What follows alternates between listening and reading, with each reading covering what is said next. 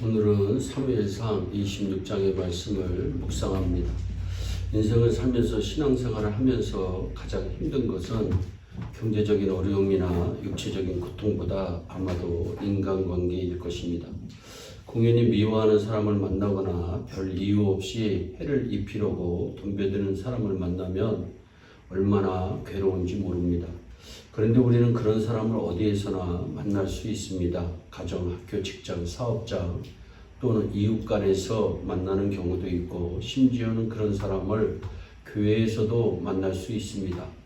이런 사람을 만날 때 우리가 어떻게 하는 것이 과연 최선일까요? 하나님께서는 사람으로 인해 괴로워하는 우리에게 뭐라고 말씀하시고 있나요? 다윗도 여러분과 똑같은 고통을 당한 적이 있습니다. 다윗은 아직 어린 소년이었을 때 사무엘 선지자가 집에 찾아와서는 머리에 이스라엘의 왕이 되는 기름을 붓니다. 그러나 아무것도 다윗에게 있어서 달라진 것은 없었습니다. 그는 여전히 집에서 무시당하는 막내였습니다. 다윗은 왕이 누리는 특별한 혜택을 누리고 왕궁을 차지하기는커녕 오랜 세월을 방랑자로 비참한 생활을 하며 지내야 했습니다. 오히려 사울 왕으로부터 목숨의 위협을 받으며 온갖 고통을 감수하며 숨어서 살아야 했습니다. 하나님께서 다윗에게 이스라엘을 맡기시기에 앞서 왕의 자질을 길러주시고자 사울이라는 사람을 사용하여 그를 다듬고 계셨습니다. 사울은 다른 사람보다 키가 크고 아주 잘생긴 사람입니다. 그는 겸손했고 좋은 가문 출신입니다. 하나님께서 그를 기뻐하셔서 기름을 부으시고 이스라엘의 초대왕으로 세우셨습니다.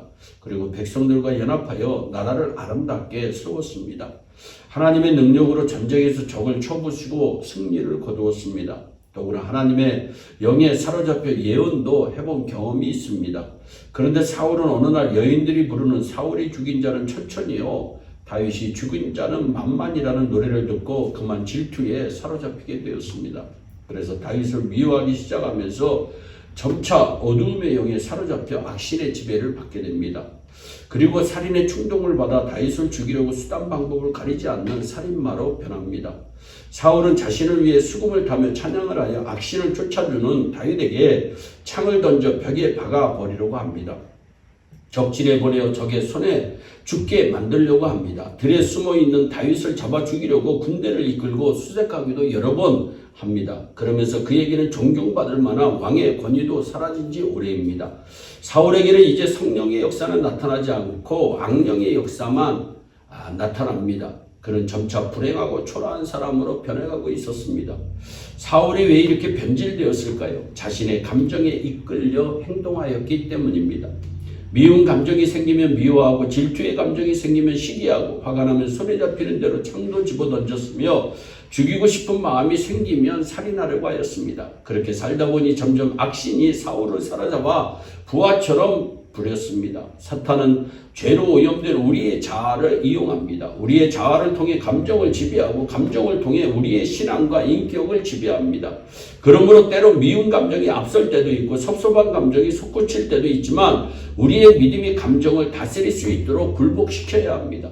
주님의 말씀이 감정을 통제하고 주관할 수 있도록 성령 충만하여 감정에 지배받지 않고 감정을 조절할 수 있게 도와달라고 날마다 기도하시기 바랍니다. 다윗은 사울이 그를 죽이려고 하는데도 단 한 번도 사울과 맞서지 않았습니다. 다윗이 원하면 얼마든지 사울을 해치고 자신이 왕이 될 수 있습니다. 그런데 다윗은 사울을 죽일 수 있는 절호의 기회가 왔는데 죽이지 않습니다. 보복하지 않습니다. 어떻게 그렇게 할 수 있을까요? 자신의 원수 갚는 것을 하나님께 맡겼기 때문입니다. 성경은 말씀합니다. 너희가 친히 원수를 갚지 말고 기록되었으되 원수 갚는 것이 내게 있으니 내가 갚으리라고 주께서 말씀하시니라. 로마서 12장 19절의 말씀입니다. 오늘 본문에도 다윗은 그를 죽이려고 부하들을 이끌고 10황무지를 샅샅이 뒤지는 사울왕을 만납니다. 마침 사울왕은 다윗을 찾다가 밤이 되자 지쳐 진에 쓰러져 잠듭니다. 장수와 사병들도 모두 왕의 곁에서 쓰러져 깊이 잠듭니다. 다윗에게 복수할 조로의 기회가 온 것입니다. 게다가 아비새는 하나님께서 오늘 원수를 당신의 손에 붙이셨나이다. 나로 단번에 그를 없애버릴 수 있도록 제발 허락해달라고 간청합니다. 얼마나 듣기 좋은 말입니까? 그러나 다윗은 사울을 죽이지 않았습니다.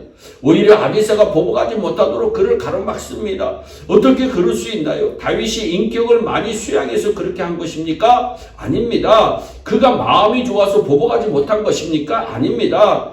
다윗에게 복수할 만한 힘이 부족해서 할 수 없이 참은 것입니까? 아닙니다. 다윗에게는 사람에게 시달린 모든 것들을 하나님께서 갚아주신다는 믿음이 있었기 때문입니다.